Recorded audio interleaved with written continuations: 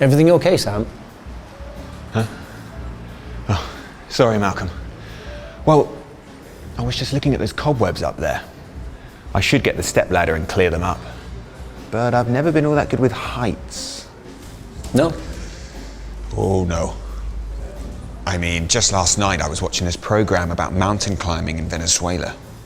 And even that started to make my palms sweat. Yes, I watched that too. It reminded me of when some friends and I climbed Mont du Serpent, Snake Mountain. Wow. Really? Oh yes. It's a truly treacherous mountain in places, and the weather can change in an instant.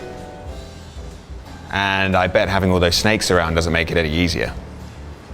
Right? Snakes?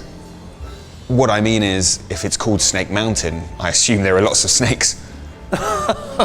No. There aren't any snakes. It's called that because of the pathway snaking the way up and around it. Ah, I see.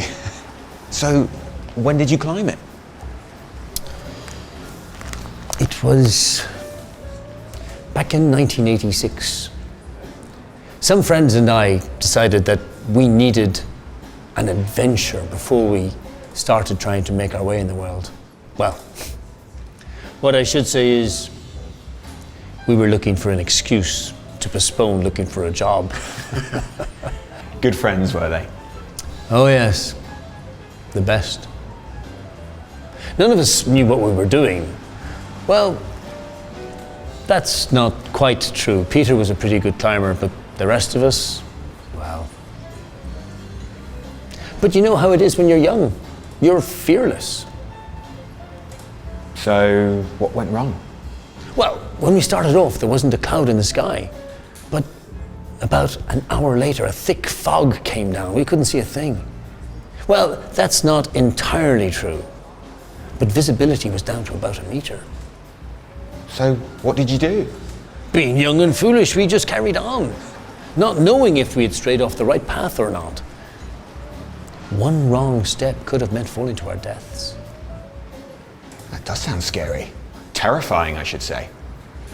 It was. But at the same time, there's nothing like being in danger to really make you feel alive. You know what I mean? Yeah, completely. At least it was thrilling until I slipped and almost went over the edge.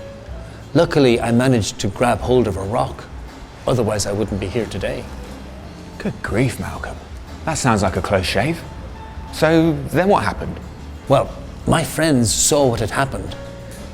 So they grabbed me by the arms and pulled me back onto the path. Thank goodness your friends saw what had happened. Indeed. We'd just decided to give up and head back down when all of a sudden the fog started lifting. So we just carried on all the way to the summit. Though to be honest, I wasn't really thinking straight at the time. What a great experience. Apart from the bit where you nearly died, I mean. Well, you know, you've got to live a little, haven't you? Speaking of which, I'll have one of those rather tasty looking brownies you have over there. Coming right up.